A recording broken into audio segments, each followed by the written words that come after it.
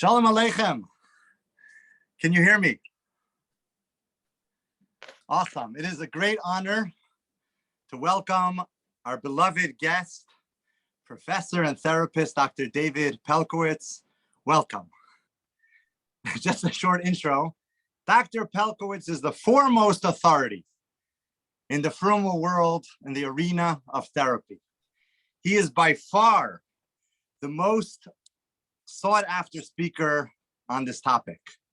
I wanted to thank you, Dr. Pelcovitz, for your tireless love and dedication for Am Yisrael day in and day out. I know how much you carry on your shoulders, how many crises you help us navigate, and there's so much wisdom that we have to glean from your many years of Limud Torah and from your experience.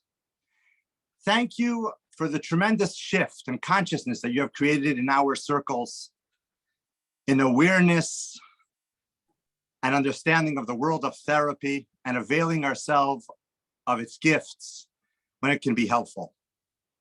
As you know, this Shabbos, Zachar, remember, we're told to be aware of the arch enemy of the Jewish people, Amalek, who perpetually tries to cool the passion, infuse doubt into the journeys of our lives. We're commanded, Timcha Zecher Amalek, erase him from your soul and from your psyche. Each one of us, when we embark on our married life, we start it with certainty, with passion, with vigor and conviction. And yet, our marriages are tender and fragile, susceptible to cool over time. But it's Shabbos Zachar. And tonight we have a gift, and I'm so excited to be sitting together with you to explore the keys of how to make an exhilarating marriage and some of the common mistakes that couples make. Thank you for helping us invest in this most important topic. Take it away, Dr. Pelcovitz. Thank you so much for that extremely warm introduction. I'm very, very honored to be here. Very much looking forward to talking about such an important topic, particularly to this group who's in that part of their life cycle, being at the beginning, towards the beginning of a marriage. I'm going to start by talking about actually in keeping with the idea of Amalek. We know that Amalek in Gematria is Safek, or doubt, and in Kabbalistic thought, it's represented by Zvuv, by a fly that flies around in an uneven, random kind of pattern.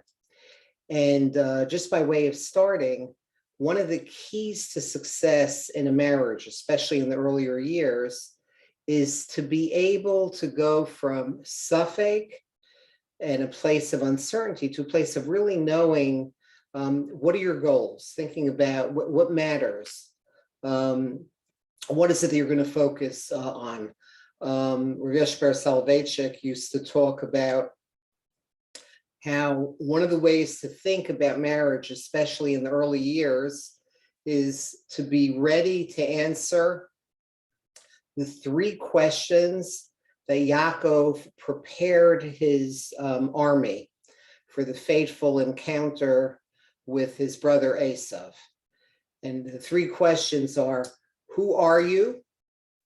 Where are you going? What are you going to do with what you have? Having that basic foundation of doing that cheshbon hanefesh, of knowing who you are, knowing what direction you're going in, and knowing, what are your unique strengths? What are your signature strengths? And how do you work together to bring out the best in each other? And, that it's very, very fitting for, as we enter into Purim next week, and as we enter into this very special Shabbos, to be able to talk about this. Here's just a couple of thoughts on this. To have a discussion as a couple with each other where you take a step back every once in a while, maybe as much as a couple of times a week, and some people do it even every day. Take a step back and you take stock in terms of how you're going. What are your goals? You know, it says in Mishlei, "Be'ein chazon yifora'am."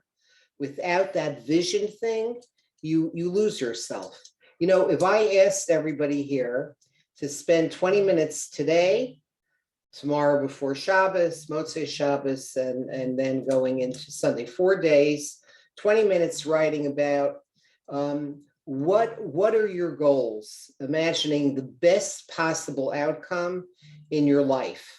If everything went as planned and you did it 4 days in a row, getting in touch with your aspirations, do you know that there two things would happen? Number one, it'll make it more likely that you will realize those goals in the course of your marriage.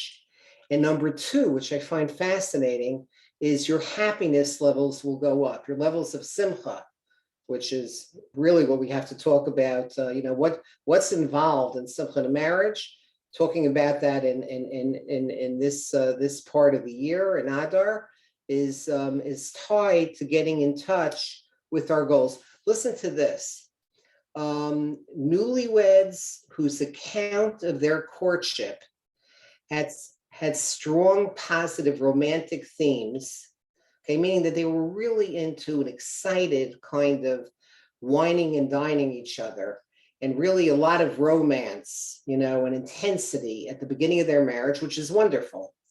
But when that becomes the number one component of a marriage, the research finds they became less happy early in marriage compared with couples whose accounts were equally positive, but lacked the romantic elements. What this is really saying is, we all know, a key to success in marriage is the ability to take a step back and the ability to have realistic expectations about what really matters. You know, there's the myth that's very much present in many parts of the United States, which is kind of the myth of the soulmate. And we believe, of course, we believe in somebody who's your bashert, and we believe in deep connection.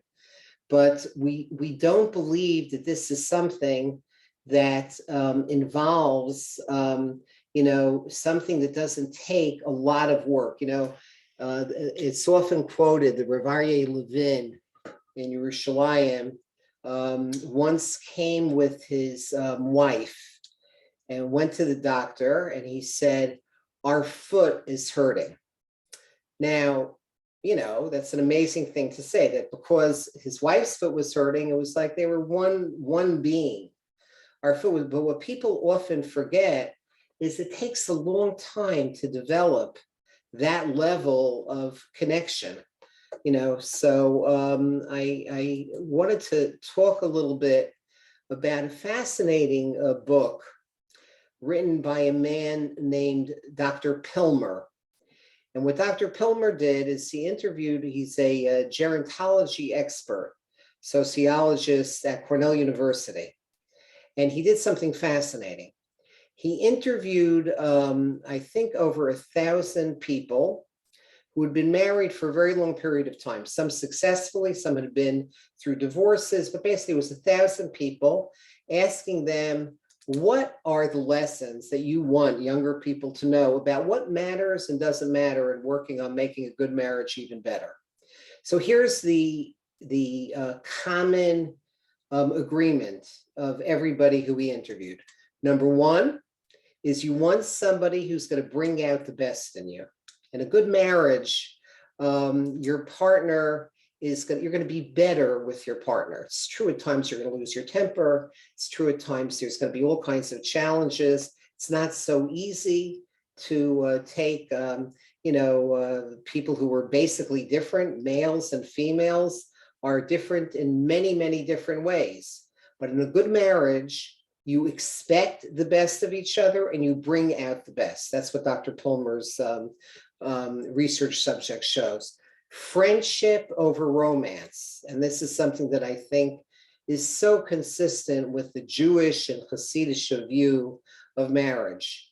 Okay, you need to enjoy being together. And a very powerful predictor is whether you think the other likes you. I'll just tell you a quick story from my own marriage. I've been blessed, Baruch Hashem B'Ayin Hara, with an amazing marriage for the last 44 years. And my brother-in-law was our shadchan. And he set us up. We knew each other from yeshiva high school days and then past yeshiva high school. And things were fine, but there weren't such sparks going on. I liked her, she liked me, but we were a little boring together. So he calls me up one day and he says, Lonnie really likes you. She says that when you were going out before, she was in the middle of, I don't know, she was in law school or something. She was in the middle of very, very intense kind of academic demands. And now that there's not so much pressure, she realizes that she's really into you. She likes you. He then calls my wife, then not even fiance, and says the same thing. David really likes you. It's just that he's writing his doctoral dissertation, whatever it was. And then we get engaged and they have us over for dinner the night of our engagement. And he starts laughing and he says, I am such a liar. Okay, I made it all up. But I got news for you. When I believed that she really was into me, okay, and she believed I was really into her, it was the beginning of an amazing, amazing marriage that I thank HaKadosh Baruch Hu for every day of my life. So there's something to that. What do you bounce back to each other? Our hearts bounce off each other. Another piece of advice from Dr. Pilmer is don't keep score. This, I think, is so important. I see so many people who say, look, I've done this for him, but he doesn't do such and such for me in return. And the reality is you can't keep score. In a marriage, you have to give it, as Pilmer's people said, you have to give every relationship 100-100, not 50-50, 100-100. You have to give 100% of your effort towards trying to be there for your spouse and vice versa. It may not feel fair at times, but then you'll get that bounce back response.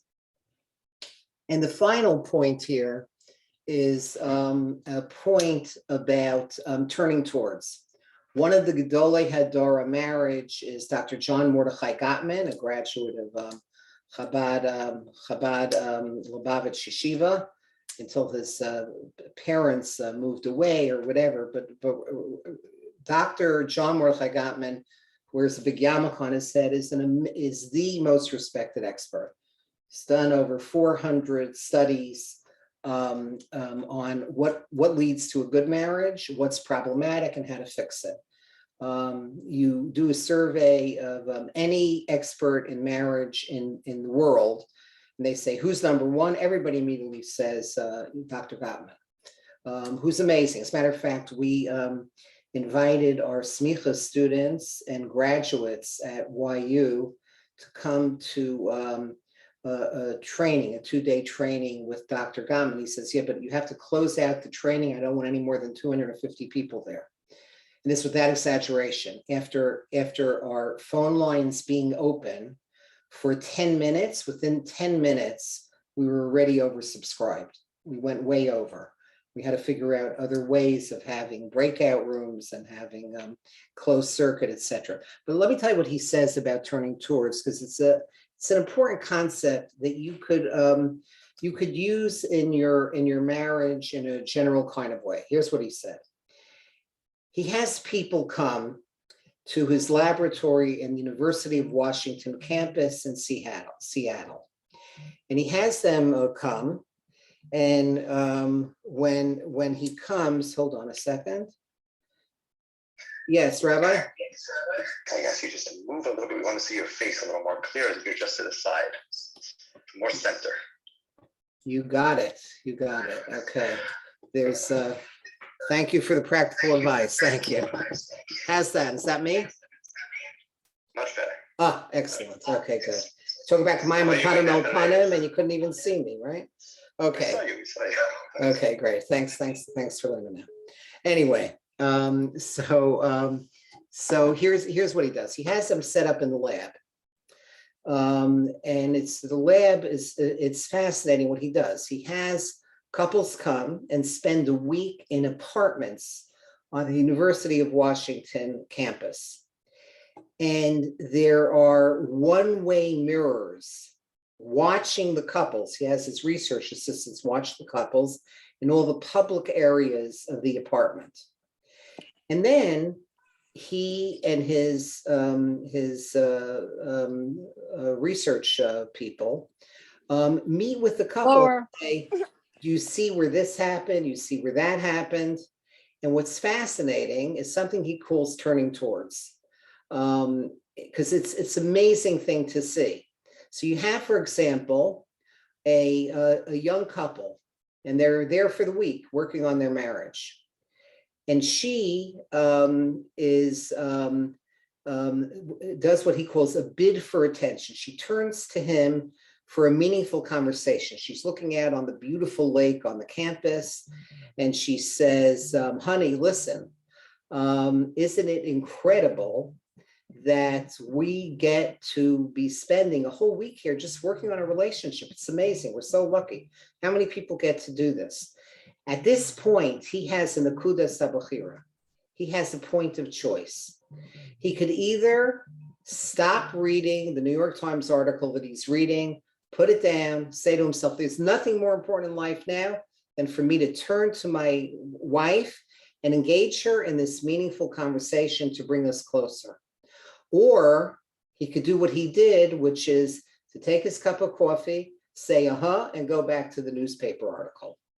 It's the ability to stop that. It's the ability to recognize that the Nakuda Sabachira, as Viktor Frankl, a real friend of inspired by the Lubavitcher Rebbe, as Viktor Frankl said, he said the following. He says, between stimulus and response, there's a space. In that space lies our choice. In that space lies our growth. Okay? She says, aren't we lucky to be here?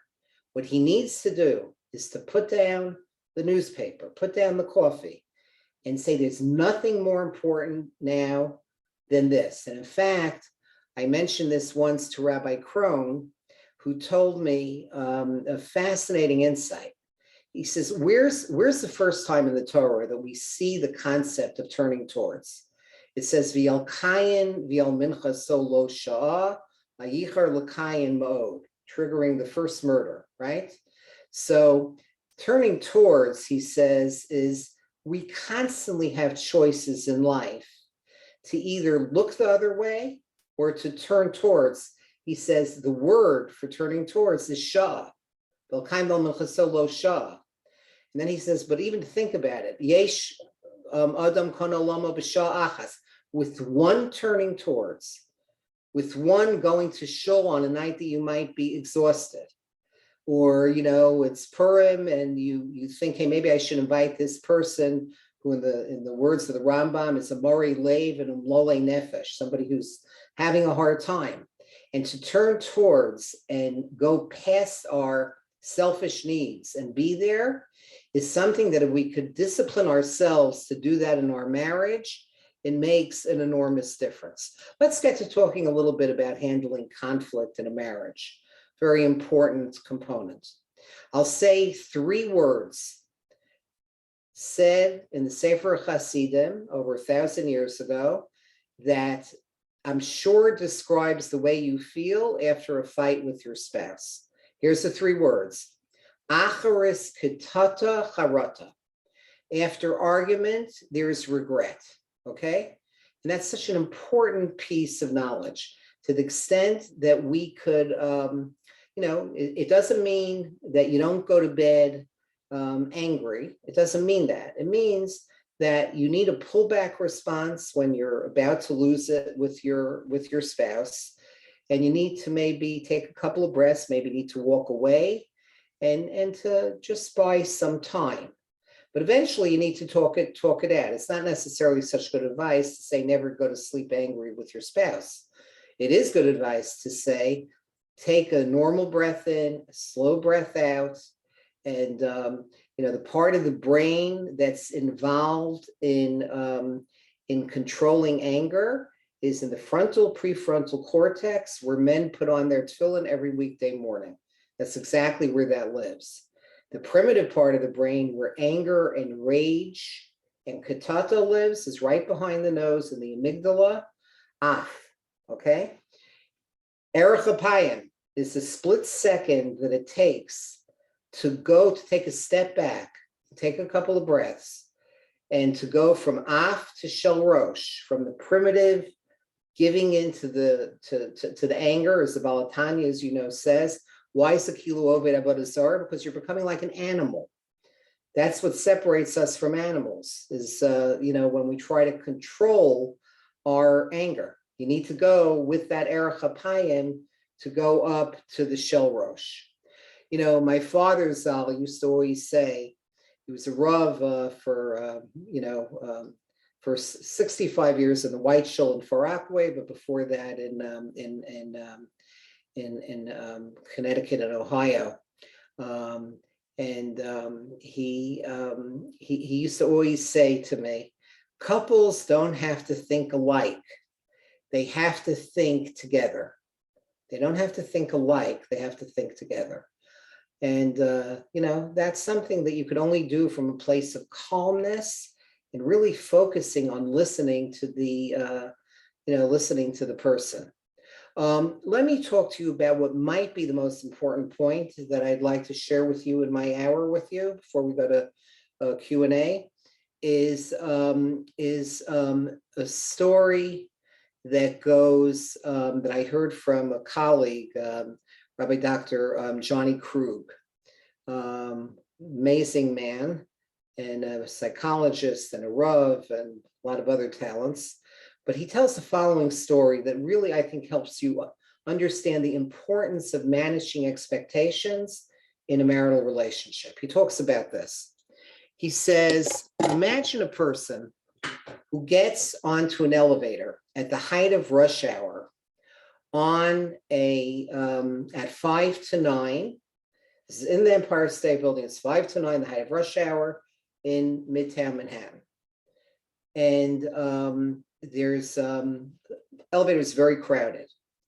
And there's some guy right behind you who is kind of like trying to jockey for space, so he could get out the second you hit his floor. Let's say his floor is the 65th floor. And the person's like jamming into you, and you're ready with your dirtiest look the second he goes out of the elevator. You're ready to give it to him. How if a car cuts you off on Eastern Parkway, and it somehow makes you feel better to give them a dirty look, okay? Or to just, look at them and make eye contact with them or whatever. So he comes to the 65th floor, and you look back to give him your dirty look, and you see that he's blind. And his pushing into you was his cane that he needed to steady himself so that he didn't lose his balance. What does that knowledge do to your emotional reaction? What that knowledge does to your emotional reaction to his crowding you is your righteous indignation turns maybe into a little bit of healthy guilt, healthy busha, a healthy pullback response, okay? And it also might help you go to a point that you just want to help him off the elevator. It totally changes your whole approach. That's the importance of understanding how to manage expectations in a marriage, okay? To the extent that we can always take a step back and say, hey, maybe she's in a bad mood because she had a very tough day. Maybe he's in a bad mood because he's been under a lot of stress today. I know that he's been having a very hard time with his supervisor at work, or I know that he has an incredibly tough workload, and we have parnasa problems. Any of those kind of things, to manage your expectations, to understand what I need to do here is support. I don't need to go back with anger. And in fact, I want to share with you an important concept, which is based on, first of all, a chazal on marriage is a people growing machine. There's a Gemara in Yevamos, a Mishnah in Yevamos, Perek Daled, that says that the Hebrew word for nesuin has embedded in it two realities, that the inevitable difference between men and women can be a masa, a burden that weighs us down. That's embedded in the word nesuin. Or the same word masa, what else does it mean? It means a song. It means a nevuah. It means a niggin. It means something transcendent. And it's up to us how to handle those conflicts. Next point that I wanted to talk about is the idea of marriage as a people growing machine. Okay, let me explain to you what I mean by that. Here's marriage as a people growing machine. It goes like this. Very often in marriage, the marriage pushes us to work on exactly the areas we need to work on. I can only illustrate this so that it makes sense by telling you a story. When I first got married, I came from a family where there were tremendous expectations that we be exactly on time. So my father, Sal, would always be exactly on time in terms of anything he had to do. He wasn't early, he wasn't late, he was exactly on time. He got much more relaxed as he got older, but when he was younger, that was his thing. He's a wonderful guy, a warm guy, but he had a mishigas about time. So I grew up feeling that everybody must be that way. My wife came from an amazing family, a Balei Chesed. Rosh Yeshiva of Chafetz Chaim Yeshiva used to call him every Erev Yom Kippur to get a bracha from him, because from my in-laws, because they were so unbelievable in terms of the level of chesed and achnasas orchim. I never even knew that I had to give lectures to my pastoral psychology classes on conflict with in-laws, because they never said a critical word to me. I didn't even know it was a thing. So, but when it came to time was a general approach for them. If something was called for 7 in the morning, they might show up 7 o'clock at night. They just had the exact opposite approach to time that I had. Get married, and it's time for the first chasana of our marriage, okay?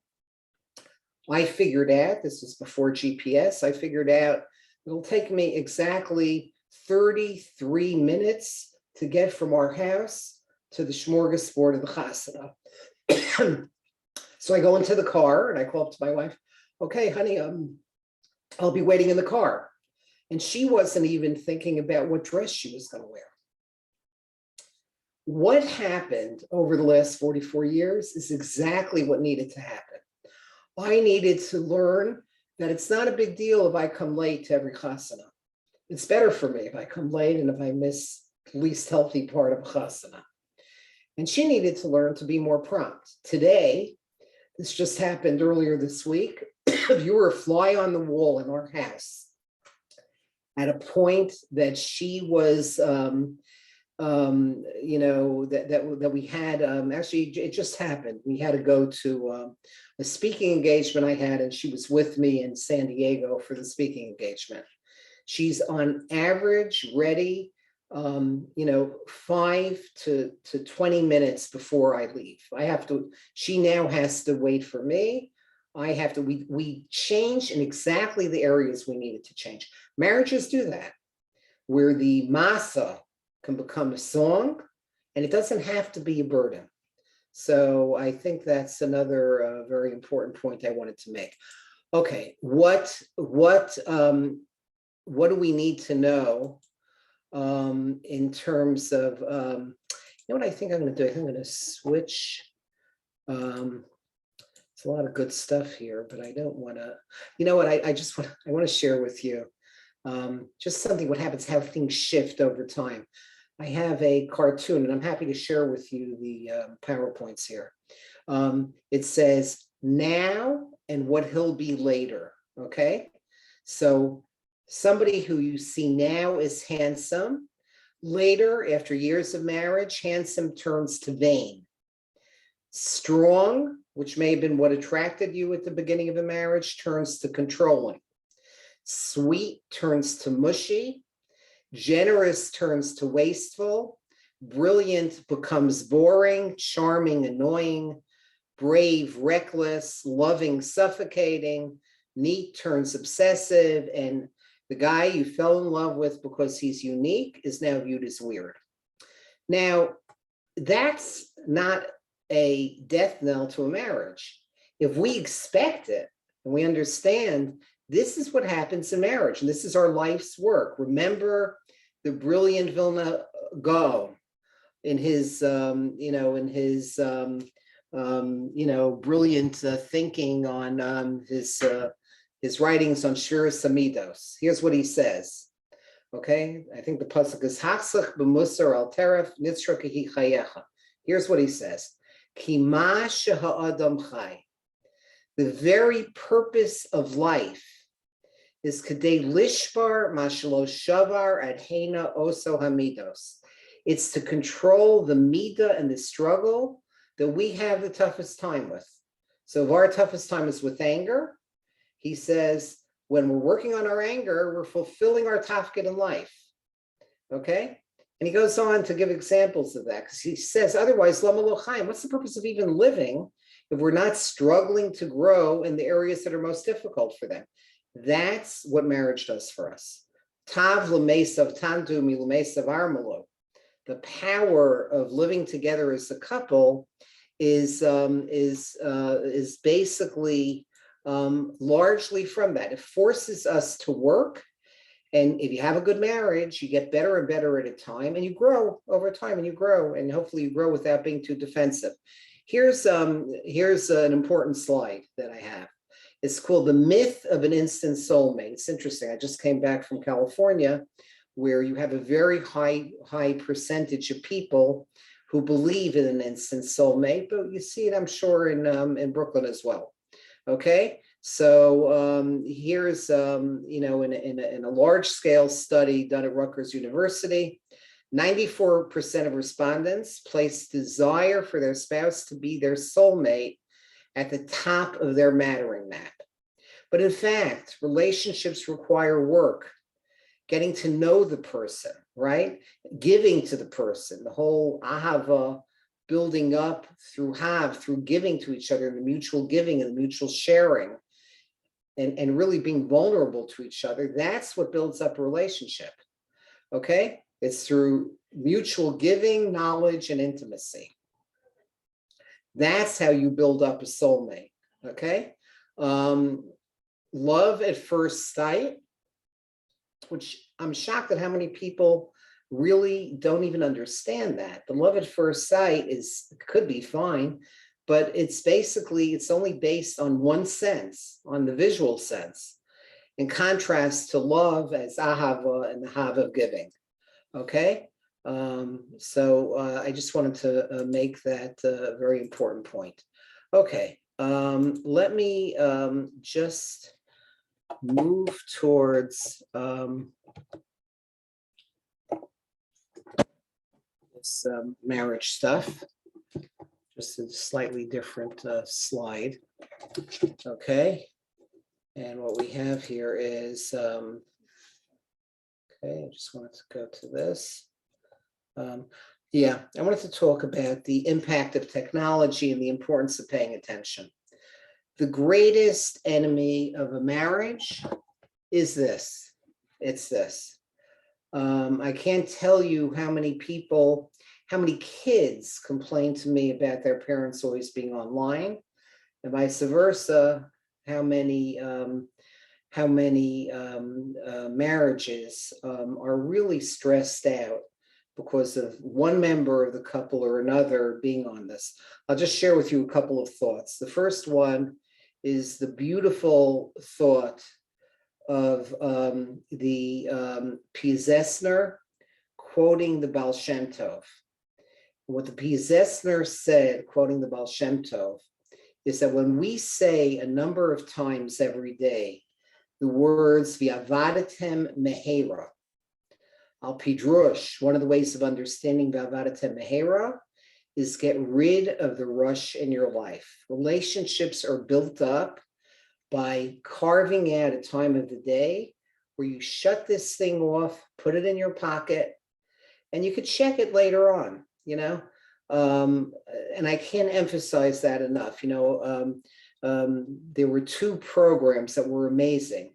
One in Chicago, one in Cleveland, where the Rabbanim who were behind the Internet Asifa a few years back in Shea Stadium realized that it was a big mistake, realized that it didn't work because people need, digital technology to live, to do their job.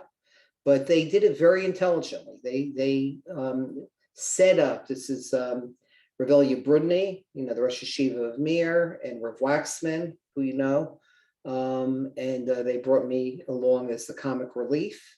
And they flew us in to spend, first it was in Chicago. They set up just for the day a massive temporary building for 3,000 people. It was packed beyond capacity of 3,000 by the time we got there, and we got there a little bit early.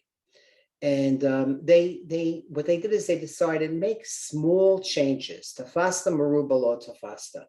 Make small changes in what you're doing in terms of technology. One was, anytime you speak to somebody, okay, like you're walking down, you speak to somebody, they say, just take your phone, put it in your pocket, ideally shut it off and put it in your pocket until after the conversation. Very doable and very, very practical. And then small things. They said, in dinner at night, we don't expect you to not have your phone at all during dinner. That's asking too much. But what we'd like you to do is set aside 20 minutes at dinner where you don't look at your phone and your phone is off. And then other things like that, how to handle your phone during davening, how to handle your phone, how you only charge it. You don't take it to bed with you. You only charge it in a public room at night. What was amazing about this experience, so those simple recommendations, it transformed both communities. Cleveland did the same thing with even stronger results. But the amazing thing that happened was those simple little changes led to such a shift in the atmosphere of the community that the children of the community started asking for more. They said, we want more restrictions on our internet use. They loved the fact that they had their parents' attention, maybe for the first time since they could remember. And I can't emphasize enough how crucial it is in building up a marriage to find some time where this is put away. And the other quote is the beautiful quote, I think it was from Rabbeinu Bachya, again, 1,000 years ago.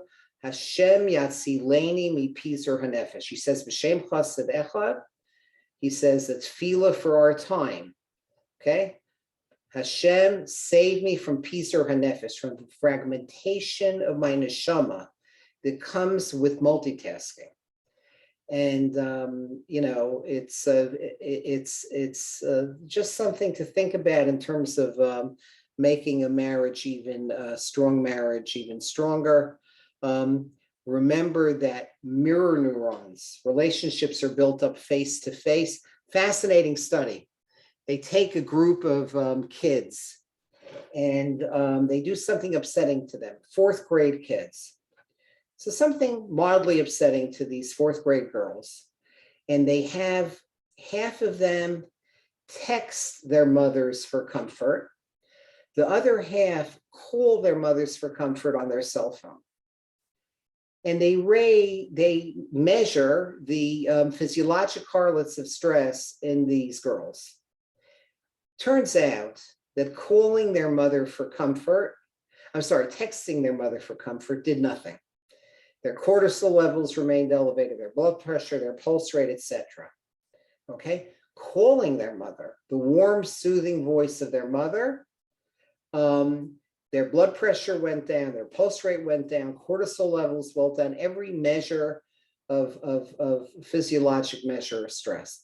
Bottom line here is that I can't emphasize enough how if you want to make a strong marriage stronger, if you want to build on your relationship, figure out how to have, it could be just feeding that turning towards a need by even if it's going out one night a week for a cup of coffee. If that's not very practical, I know how busy a life everybody is living. You find a time that you ritualize. The key to making change is ritualize it. You make it into a habit.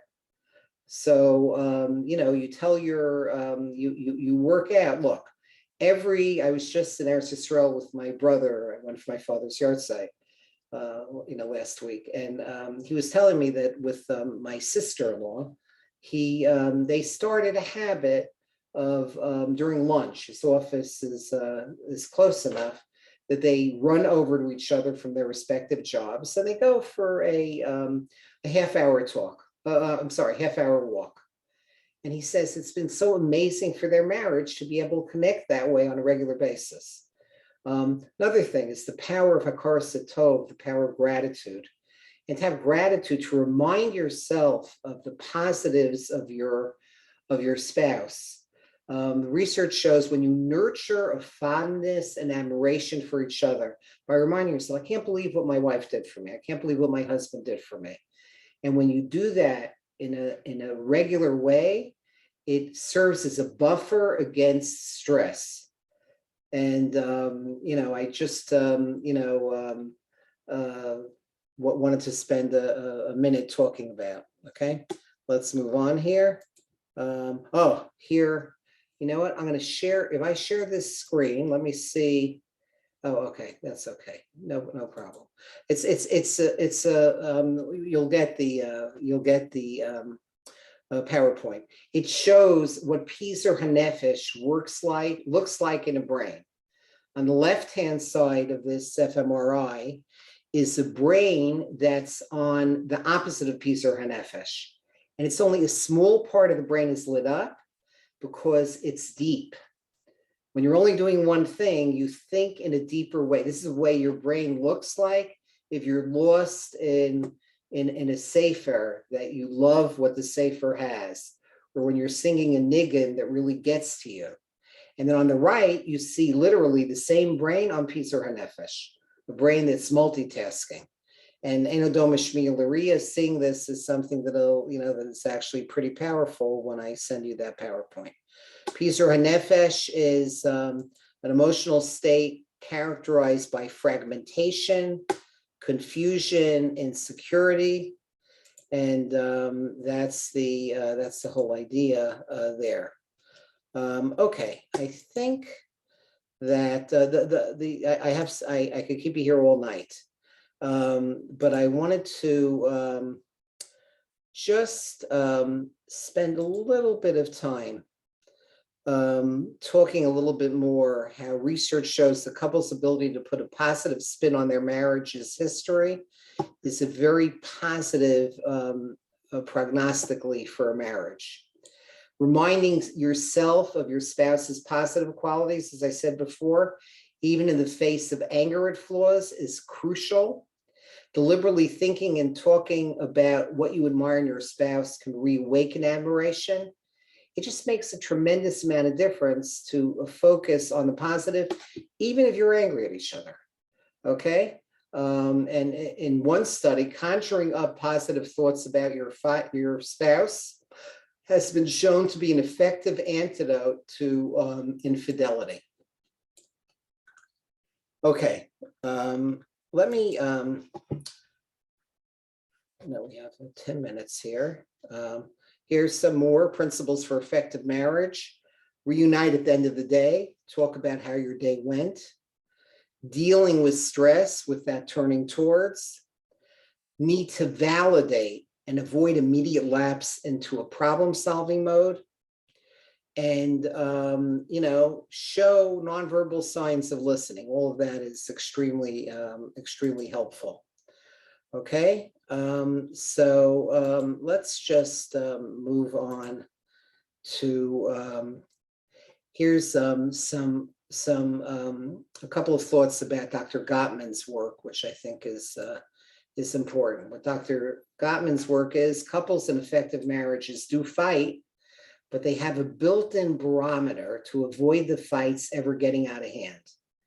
They have fight-stopping mechanisms. Sometimes they'll joke. I know when I see a couple who comes to me because they feel their marriage is in trouble, and they still joke around with each other or they tease each other. Okay, that to me is a very positive sign. They say that art is making something out of nothing. Humor is making nothing out of something. Okay. Another very important point is to go from blame to contribution. In any issue of fights and disagreements, you want to not necessarily have to see you're wrong, I'm right, you're wrong. You want to talk about relative contribution. Everybody has a relative contribution to whatever is going on. Okay, let me just share with you pathways to acceptance, and then I'm going to end with the story so we can get to discussion. Okay, so here, acceptance through understanding is based on the idea of to name the monster is half the battle. To see your spouse's differences as differences rather than defects, as a vulnerability rather than a violation. He may have a psychological allergy to closeness because his mother or father smothered him. And to see the big picture rather than the little behavior. Let me end with the story, okay? And then we'll go to discussion. The story goes like this.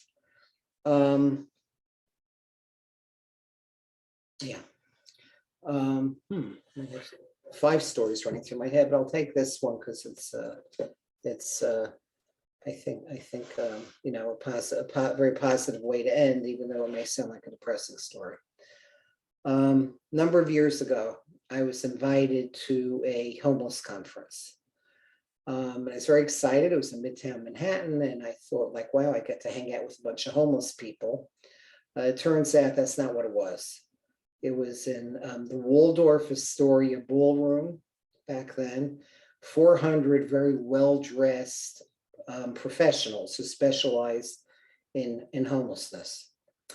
And there were two speakers. I was one of the speakers, and the other speaker, who I imagine was the real keynote speaker, was a guy who was incredibly daunting in terms of being a very impressive man. His bio says, Dr. So-and-so is in charge of homeless policy for the United States government. He won an Oscar for a documentary he made on homelessness, last year. It says he has a bachelor's from, he went to the Dalton School, has a bachelor's from Harvard, PhD from Harvard, and it goes on and on and on from there. So I'm thinking, like, wow, this is a very impressive, and he was a very handsome man wearing an incredibly rich-looking $10,000 suit. I don't notice that stuff, but with him, I even noticed it. So he spoke before me, and he gets up, and the first words out of his mouth were so shocking, you almost saw 400 people fall out of their seats. And here's what he said. He said, let me tell you about my history. You expect to hear history of a very privileged guy. He said, here's my history. He said, when I was 11 years old, in front of me, my father, in a coked up rage, shot my mother and then turned the gun on himself and killed himself. he said, could you imagine? And this is not what you're expecting to hear from this guy. He said, I was a street smart kid. I looked older than my age. And I was an only child. And I knew I was going to fall into the foster care system. And in my neighborhood, it was a system that is horrible. So I run away. And I spent the next 2 years in a state of yiush and trauma, going from homeless shelter to homeless shelter, and then leaving as soon as I possibly can, because I was worried that they'd be onto me. So I kept leaving, and because I didn't want to be caught. And he says it was a horrible life. I was plagued by symptoms of post-traumatic stress disorder and nightmares and loneliness. I had nobody to talk to. He said until after 2 years of wandering around the country, I come to a homeless shelter in Manhattan. And I go over to the director of the homeless shelter. And, he sees me and he says 4 words that explain exactly why I'm here today. Here are the 4 words. Okay. By the way, 400 pens come out. Everybody wants to know, what are the 4 words? He says, put your pens away. It's not the words, it's how they were spoken. 4 words were, how are you doing? He put his arm around me. He said, how are you doing? And I saw from the look in his eyes and from just his whole demeanor, he really wanted to know. So for the first time since the murder-suicide of my parents, I started to talk to somebody, and I told him everything. And I saw that I had to talk about it. It's almost like a physical need. And the more I talked, the more unburdened I felt and the better I felt. And after a while of doing this, for a couple of months, he sees I'm a pretty smart guy. And he gets me a full scholarship to the Dalton School. From there, I get a full scholarship to Harvard undergraduate, then to Harvard for my doctorate, and everything else follows from that. All from somebody who shows a sense of caring and connection.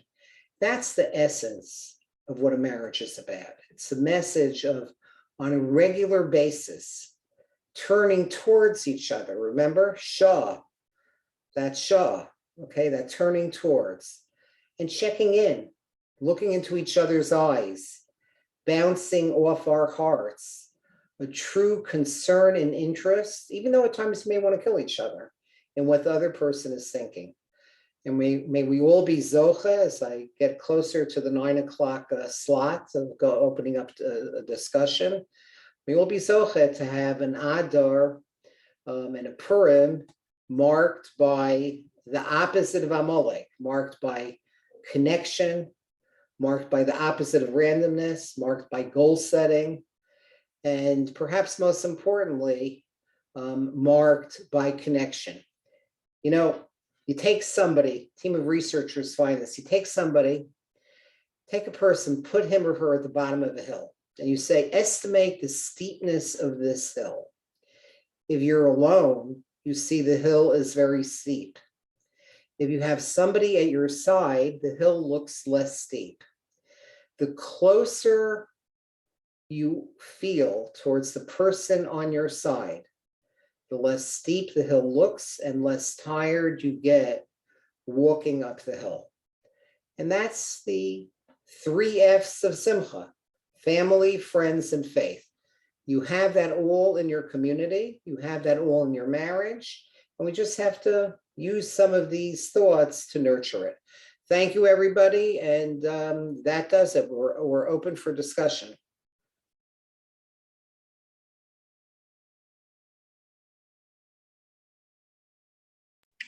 Yashakoyach, Yashakoyach. Can you see the chat box, the question and answers on the bottom? Let me open the chat box. Q&A, got it. Only 8. Hey, what a disappointment. Okay, we'll do it. Let's go, Q&A. Okay, yeah, so excellent question number 1 is, wait, does it says answer live or type answer? I talk out the answer, right? Rabbi? Yeah. You answer. Yeah. So what does it mean the one spouse brings out the best of you? It's if you believe in your spouse, okay? If you just really believe in each other, then it means, my wife often will she gives me honest feedback, but I know that it's coming from a place of deep belief in my skills and my abilities. She bounces off belief in me. I'll give you an example of the last day of my father's life. He had an amazing life. He's age 96, and the whole extended family is surrounding him. A huge number of children, grandchildren, great-grandchildren, great-great-grandchildren. We're all singing to him his favorite Smiros, and he's telling us how he wants us to live our life. It was an unbelievable experience. And he turns to one of my kids who marched to the beat of his own drum. He's a wonderful guy, but always marched to the beat of his own drum. And he holds on to him. This is like in the last few minutes of his life. And he says, Yossi, just be Yossi. Those are his last words to my son. Yossi, just be Yossi. And it made such a difference. That belief in him brought out the best in him. And as Rabbeinu Sadok of Lublin says, as we all know, in Sitkos Tzaddik, Kashem Shesar Chadam Lahamin Bashem Yisparach. Just like we have to teach our children to believe in God. Kach Sarach Acher Kach Lahamin Ba'atzmo. So too do we need to teach our children to believe in themselves. Rasulomar. Sheyesh LaKadosh Baruch Hu Esek Imo. That Hashem cares about us. She'einenu poel batel. Shebein laila haya uvein laila ava. We're not an insignificant being here one day and gone the next. And then Rabbeinu Sadok says, when we teach our kids in the very first tefillah to say Moda'ani and to say Rabba Emunosecha, what does Rabba Emunosecha mean? Much is your faith in us, HaKadosh Baruch Hu. That's the way we bring out the best in others. That's the way we communicate belief in others. And that's how we bring out the best in people. I hope that answers it. Next question. Can you summarize the points you spoke about? Can I summarize all the points I spoke about?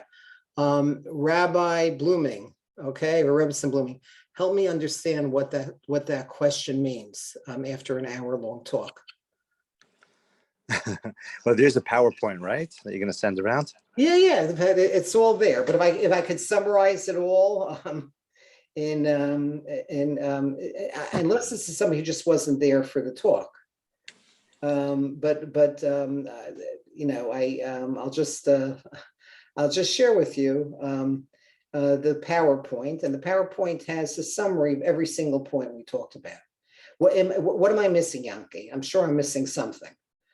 By that question, unless can somebody help me understand it? Feel free to move forward for the next question. We should move forward? Yeah. Okay. When do I know if we as a couple need marriage counseling? Yeah, I'm glad I know I'm supposed to talk about that. How do you know when it's just normal stress or you need marriage counseling? Yeah, a very important question. I'm so glad you reminded me to talk. I was asked to talk about that. In general, something, if a marriage has, a healthy marriage should have about a 5-to-1 ratio of 5 positives for every negative. Sure, you're going to have fights. That's totally normal. But the ratio should be, 5 positives more or less for every negative. It should be dominated by the positive. If the negativity includes a lot of emotionalism, or it includes yelling, screaming, criticizing, or it includes stonewalling, not hearing each other, and it's dominated by criticism and anger, that for sure is a time to at least go and get a consult from a marital therapy specialist. The 3 questions one often asks in terms of even getting therapy for any mental health issue like depression or anxiety is it becomes something that probably needs professional help if it's pervasive, persistent, and interfering with functioning. Pervasive, persistent, and interfering with functioning. If you have those three, then I think it does make, for sure, you should go for at least a consult. But again, the best recommendation I can make to answer that question is read Dr. Gottman's book, the all-time most highly recommended book on marriage called The 7 Principles of an Effective Marriage. And, with pride in the fact that he's a product of Lubavitch Yeshiva, and read his book. And there's a tremendous amount of wisdom there that'll let you know when you need to go for help. His main predictors, though, for an ominous problem is when there's a lot of, major loss of anger, a lot of stonewalling, a lot of criticism, and a lot of anger. And that doesn't mean the marriage is over. His techniques have been found to be very effective in fixing it. But, his book is really a good way of doing it. Okay. So Mendel, which is, an excellent question. How important is it that I take care of my personal issues before I engage in my marriage? Right. And boy, is that a tough question. It's interesting. I just saw somebody today who's asking me that question because he has issues and has a tremendous amount of insight into his issues. But he wants to know how important is it that I take care of it ahead of time. I used to have a professor who would say there are two kinds of people. He said there are normal people and there are people I know. Everybody has issues. The problem is, are your issues coming from, let's say, a family history of abuse and, homes where there was a lot of invalidation and a lot of yelling and screaming and criticism and, possibly emotional abuse. If you come from that kind of a background, it's probably wise to, to try to look into taking care of those issues. Maybe going for premarital counseling. There's some wonderful premarital counselors out there, who could meet with you to let you know, whether or not you have a clean bill of health to go ahead, or you need to do some work on it. There's some very effective programs for chassan and kala preparation that teach you communication and teach you anger management and teach you, some of the things that we spend tonight talking about. So excellent question. Okay.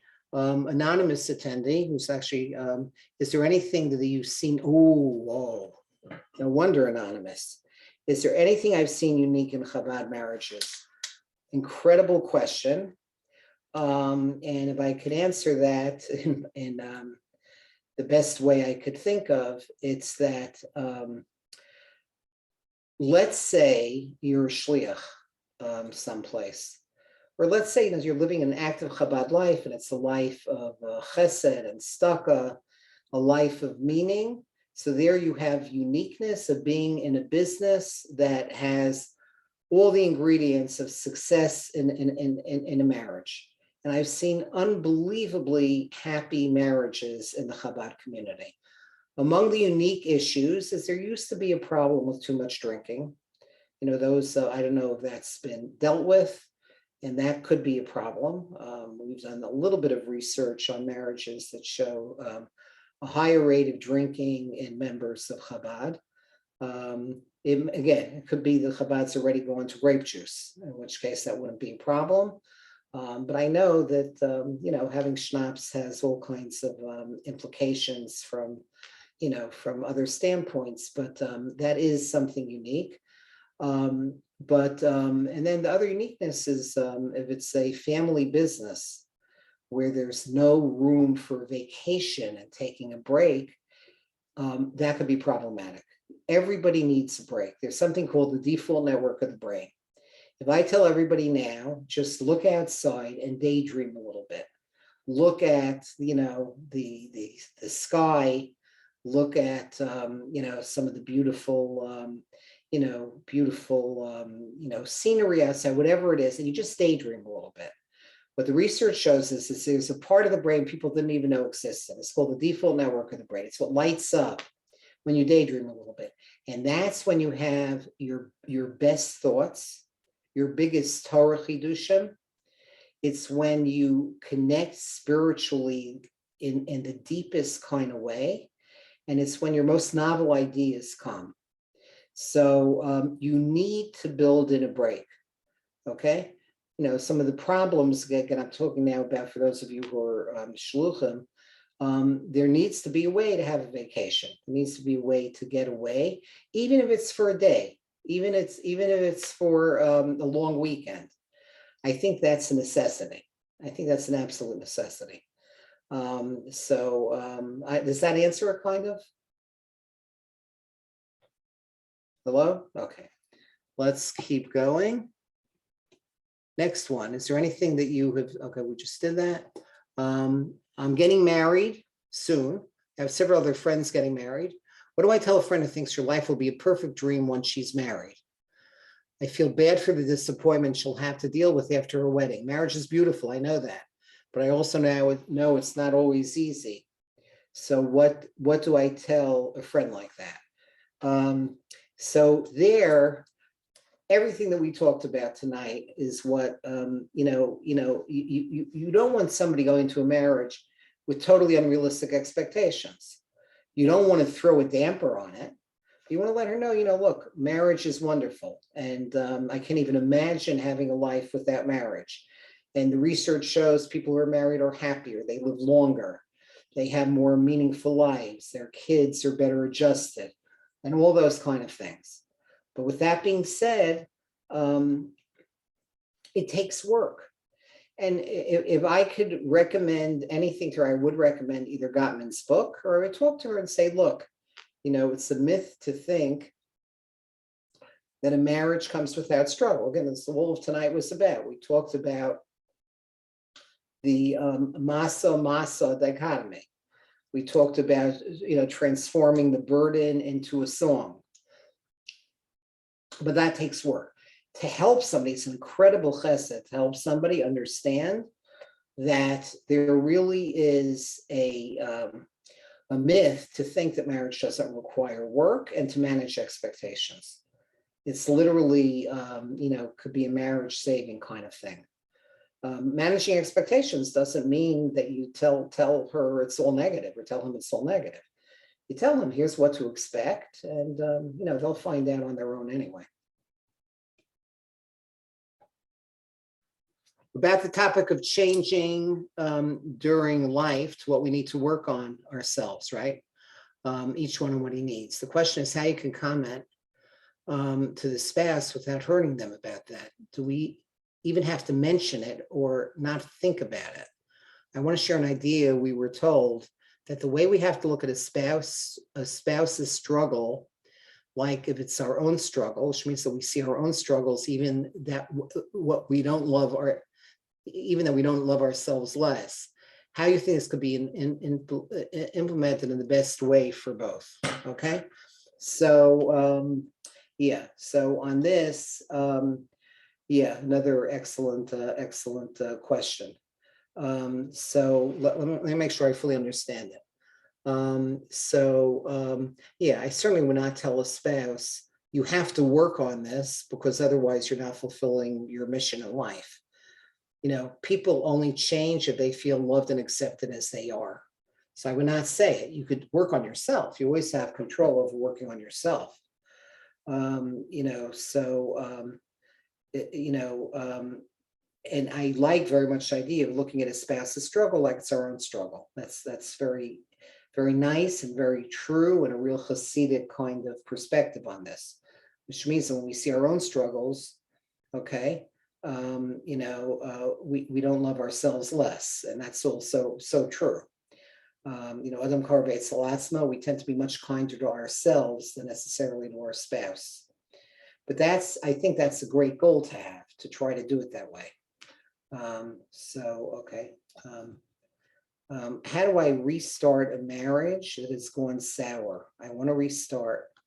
What does it take? It's definitely doable. It's definitely doable. Here, though, I would strongly recommend getting a recommendation of real, of a marital therapist, at least to get started. I know that there has been some money made available by Brunya Schaefer through some donors she had to help pay for therapy for various shluchim in the community or members of the community. I hope she's not going to kill me for having said that, but I think she wanted it to be publicized. So, that might be a helpful source. And I'm sure that the Bloomings can help, Rabbi Ribson Blooming could help with, with referrals. But there's always hope. There's really always hope. I've seen many marriages that have gone sour. If you're willing to work on yourself and not be defensive and willing to really do the hard work that it takes, I've seen many marriages, restarted successfully. Okay. What do I do? My wife wants to cut out my parents. I see where she's coming from, meaning they're a bit unhealthy, but they're my family at the end of the day. Another very, very important and common question. I'll just say it's a rule of thumb. It's never healthy, as understandable as it is, to completely cut out a grandparent. Children need grandparents. They often do better if they have a grandparent. And you might have a parent who's abusive. Usually what you want to do is you want to manage, you could very much limit your connection with them, but you want to manage it. For example, now that days are getting longer once the clocks change. So the days are getting longer, which means that if you go to them for Shabbos, let's say, if you're living in different neighborhoods, make sure to get there as close to lichbenching as you can without it being problematic. You have an escape mechanism ready at all times. Most importantly, though, is you don't badmouth your spouse to the other because they're going to feel caught in a loyalty conflict. Puts a spouse in a very difficult kind of situation. Their loyalty is going to have to be to you first, and that's the most important. A husband's loyalty has to be to his wife, a wife to a husband, a head of to the parents. But there are ways of doing it in a way that could be helpful. I believe that in one of the PowerPoints I'm sharing, there's some very specific kinds of recommendations about how to deal with in-laws. I wrote a chapter in a book on this, with very practical recommendations from some work done by Dr. Rona Novick. But anyway, that's there are some very practical recommendations that could be made on this. Next, what do you do if you come home from a full day of work, you're tired, you need to relax, your spouse wants to spend time with you or take care of the children, or for you to take care of the children, you really want to spend time with her, but you simply have no strength. Yeah. What I would recommend is you have a planned discussion. Planned discussion is you never talk about that in the heat of the moment, but you sit down at a quiet time when the kids are asleep, or when you could go out for a walk, or you could, go out for a cup of coffee, and you just say, look, we have a problem here. Let's try to problem solve on what we could do. There's something called the speaker listener technique, where you take turns. First, one person speaks for as long as it takes for him to feel heard. And then everything he says is paraphrased by his wife until you feel completely understood. And then vice versa. she speaks as long as it feels with the opposite gender. If you Google speaker listener technique, you'll get some very specific ways of doing it. And when you just talk it out, you probably are going to be able to come up with some very specific kind of ideas on how to do this, on how to divide things in a way. And again, there are many ways of doing it. That, if you can't get a babysitter or you can't get an extended family to come by, there's the key is to talk about it. In a way that is not coming from anger and accusation, but coming from trying to problem solve. And you'll find that your strength, you may have to shift if you are tired, if you're a morning person, you may have to get up a little bit early to have some connection that way. Something that's sometimes difficult. If your wife's a night person and you're a day person, you're a morning person, you might have to make some compromises and adjustments that way. One of my spouse doesn't want to go to couples counseling, and I know we can benefit so much from it. Yeah, that's another very common question. Sometimes you could just ask her to go for one trial session and then decide, or 3 trial sessions and then decide. Another thing you might want to do is you might want to ask her to go to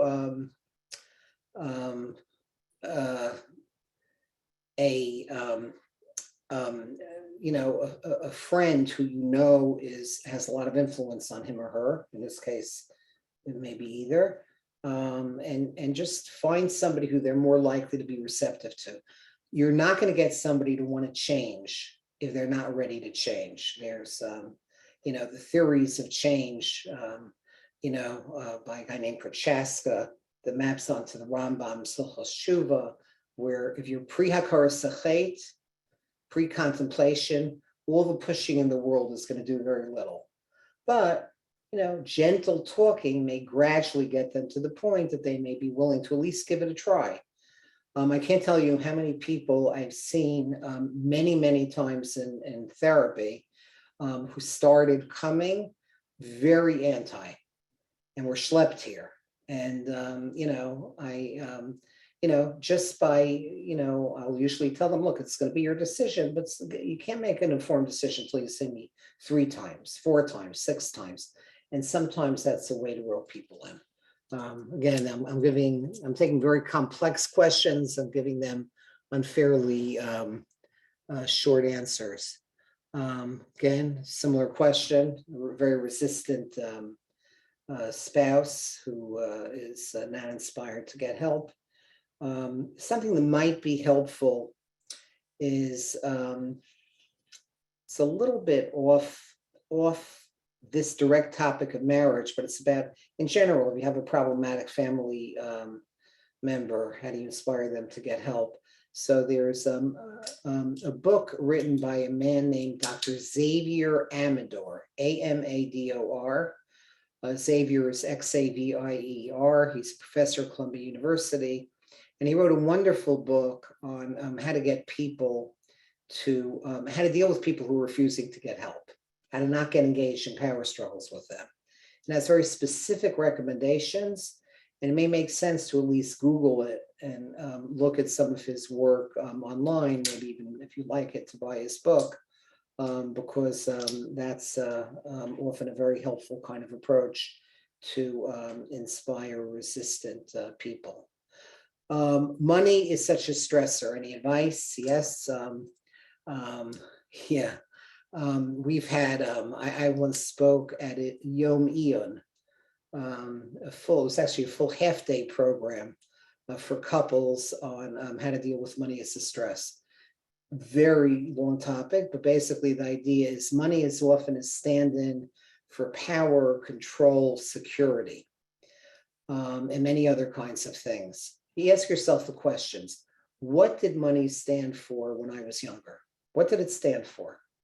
What was it a stand-in for? Was it a stand-in somehow for I grew up in poverty and now I feel a need to spend it because otherwise I feel less than.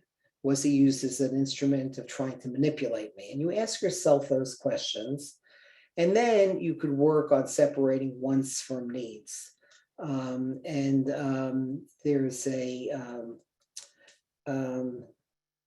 There's all kinds of stuff on it, but I would think that if you Google money and marriage with the name Smith in it, Smith, and 5 towns, you may find some recordings on it, or you could go to my website.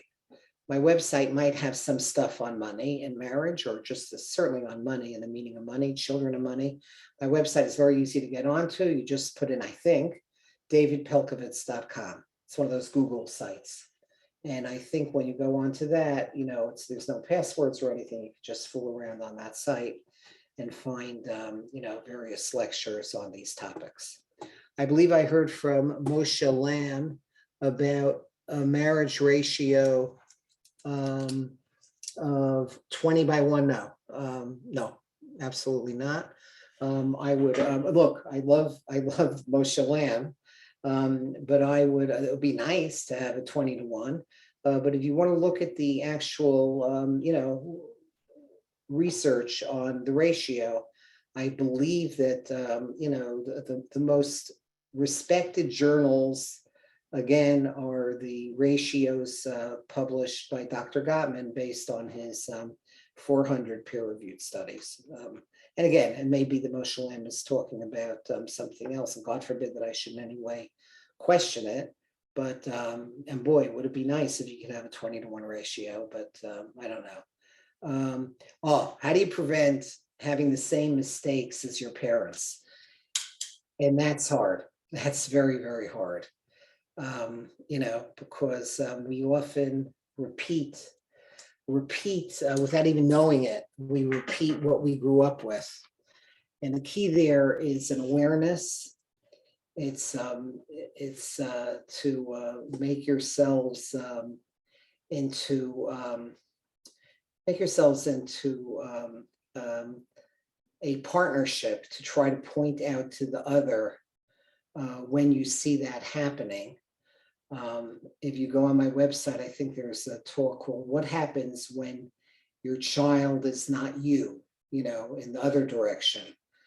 But it's a challenge in life, as we automatically, when we have our own children, we find ourselves echoing what we had. But it's doable. It's definitely doable. Again, that's a topic in itself. I'd suggest for a different podcast. Okay. Very good. On the next question, you could certainly ask our hosts.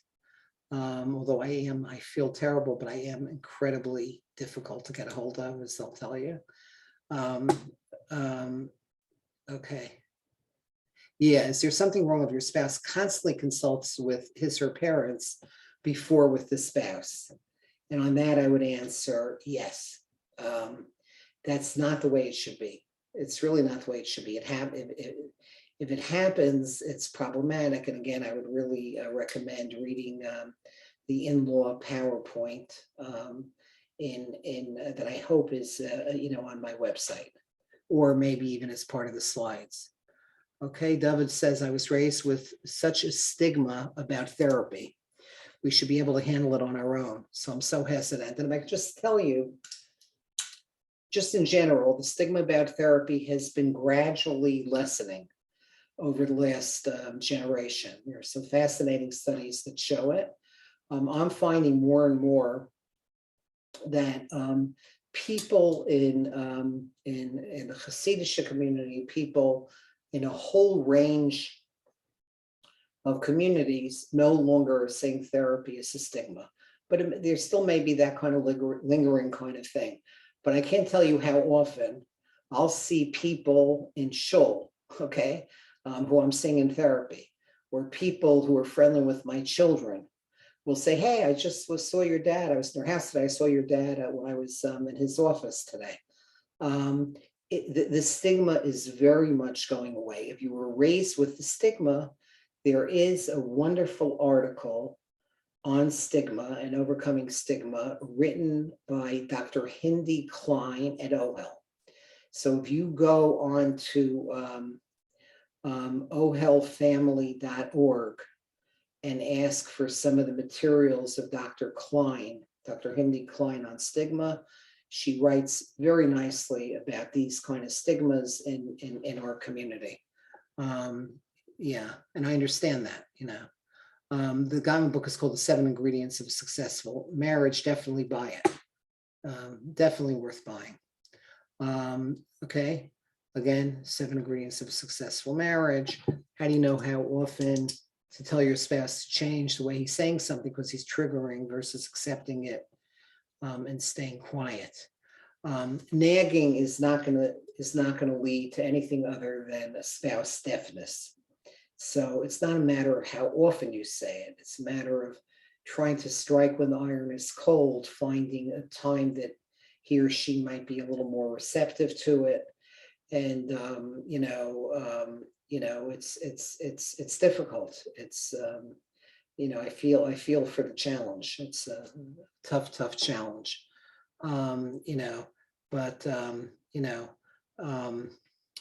There again are some materials that you'll find also on, and I'm not saying this necessarily as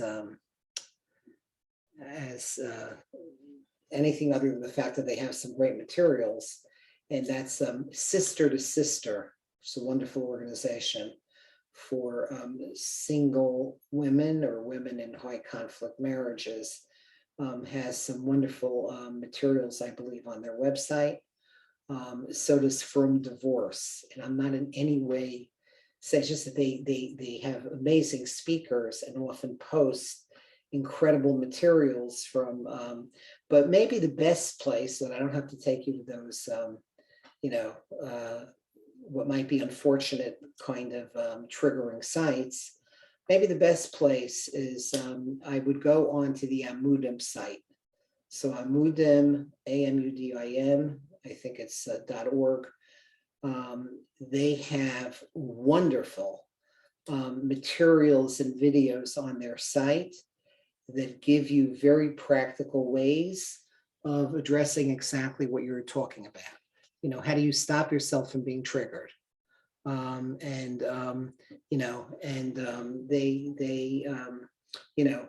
It's really worth the time. They have very talented people making the videos and very talented people giving those lectures. So I would go for that.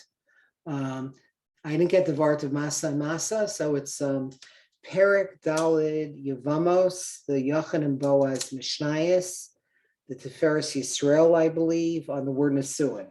But let's say I'm not right. Let's say I'm making that up and I don't have the right reference. I think I might, but it goes like that. He says the Hebrew word Nisuin has embedded in it a very deep message about marriages. The inevitable difference between men and women in a marriage can either be a masa, could be a burden that weighs us down and can even destroy a marriage.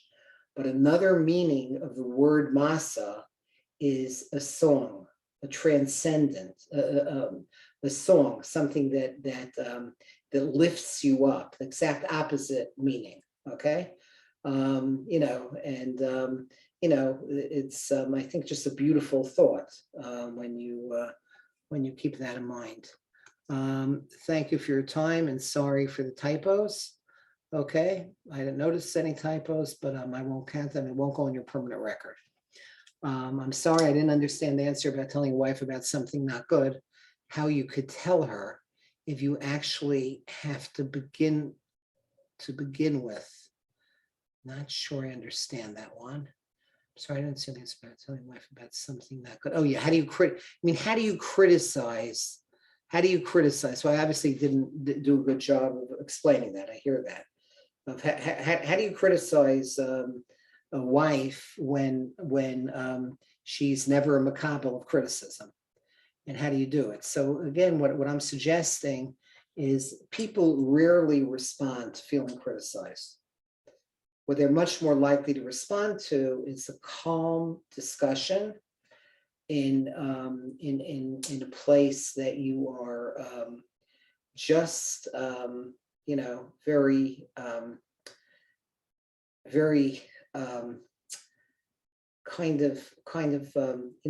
in a relaxed place, and plan saying, hey, look, maybe we could talk about, there's some stuff I want to talk about to see if we could maybe work on some aspect of our marriage.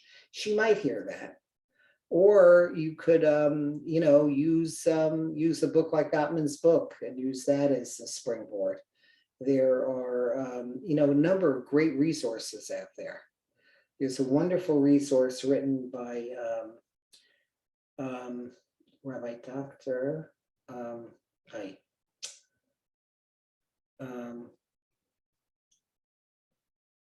You know what? Go on that Moodle website. That should be helpful.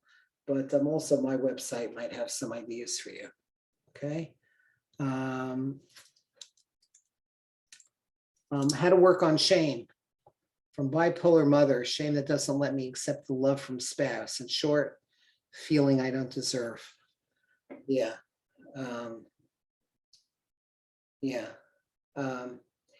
Here, I hate to sound redundant. It sounds painful and it sounds very difficult. But at the very least, I would consider going to a group, going to, possibly there might be groups out there, for children of bipolar parents. There are some wonderful organizations for family members of people with mental illness like bipolar. And I think that, NAMI, N-A-M-I, is one such organization in the frum community. I'm sure that if you call relief, reliefhelp.org, reliefhelp.org, you should be able to get some referrals for bipolar parents on maybe some groups that are out there, resources that are out there. I'm gonna be getting married soon, and my parents have a rocky marriage. How do I know my perspective on marriage is damaged? Because I've been looking at a very rocky marriage all my life, or how do I give myself the proper perspective? So I thought the simple things, what I always think about is just the fact that you could ask that question. You have the self-awareness is a very good sign. It might be helpful to go to a premarital therapist, even for one session, something as simple and basic as that. And maybe 2-3 sessions. That could be very helpful to do that, because just awareness of that may be enough to get you going on the right path, and to be able to have the healing power of being with other people who've had similar kinds of backgrounds can really make a huge difference. Parnassa issues, both are making just enough to cover bills. Yeah, so that's again to refer you back to that some of the money lectures on my website. But the bottom line is, you're right. The Gemara tells us that people get on each other's nerves much more when there are financial problems,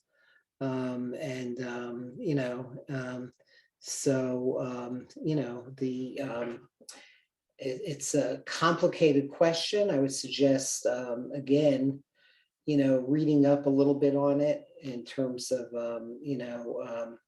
but I'll just tell you one thing, if I could suggest one thought that comes to my mind.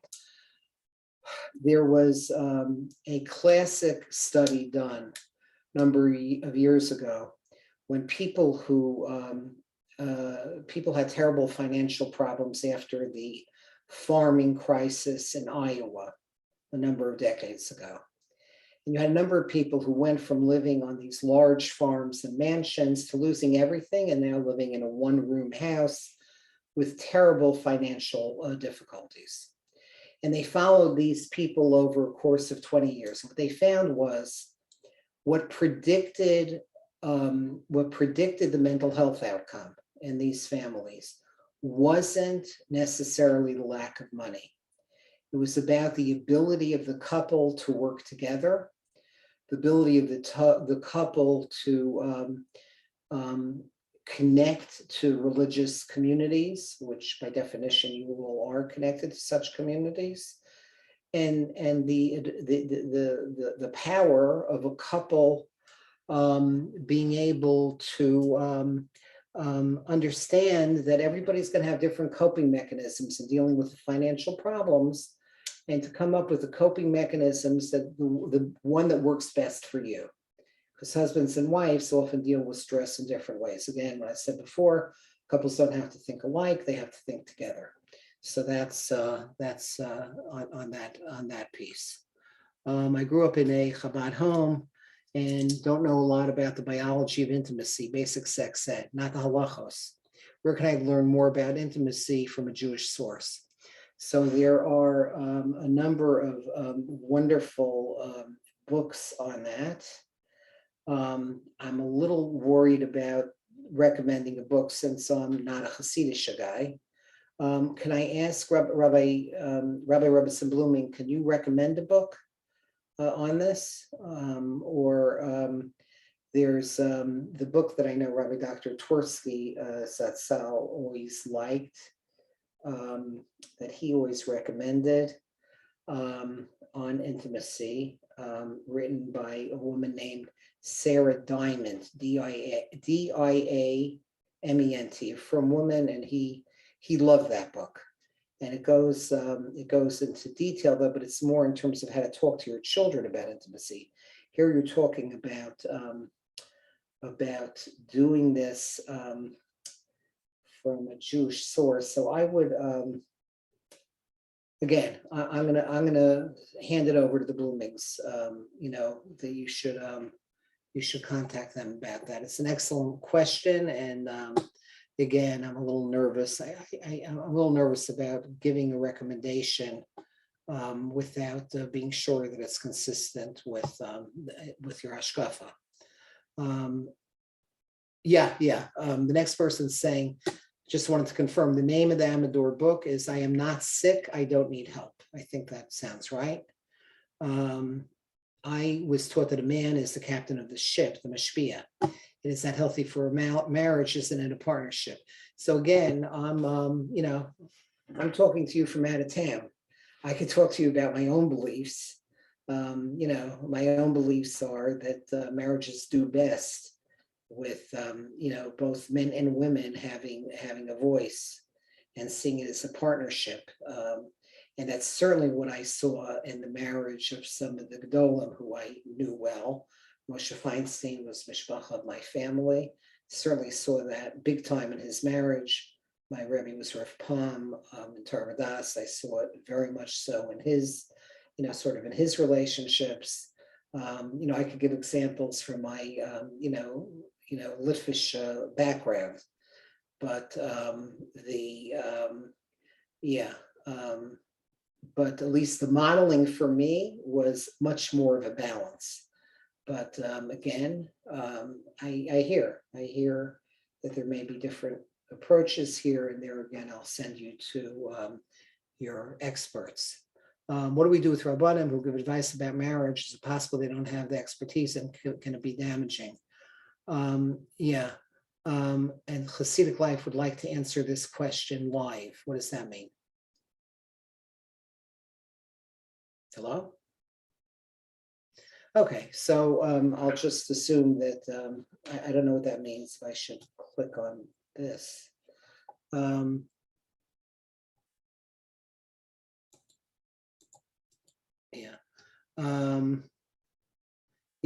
So to go back to that,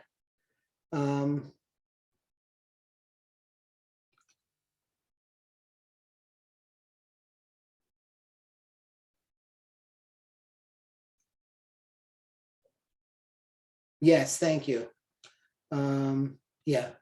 That's the right reference on as soon as the Ferris Yisrael Yavamas Perik Aleph Mishnah Daled, that's right. Yeah, and then here's a question from Panina: how do we ensure that we're enjoying each other's company, not just co-parenting? And I think that's you have to carve out some child-free components of your relationship. And again, even if it's just going out for one night, even if it's just figuring out a way to get extended family to watch your kids, it doesn't have to be all the time, but every once in a while, what it does in terms of recharging the batteries, I think makes an enormous difference. Yeah, so somebody answered from what was talked about before, the Makabel Mashpia dynamic is very much a partnership. And that finishes it, everybody. Thank you so much. I appreciate the opportunity. This is an incredible bunch. And I see the power of the podcast by the, by the depth and honesty of the questions. So thank you, everybody. And may you all be zocha, may we all be zocha to a happy Purim and to, an Adar filled with simcha shel mitzvah and connection and all that. Rabbi Blooming, thank you. Rebbetzin Blooming, thank you. Thank you. Thanks. Hello.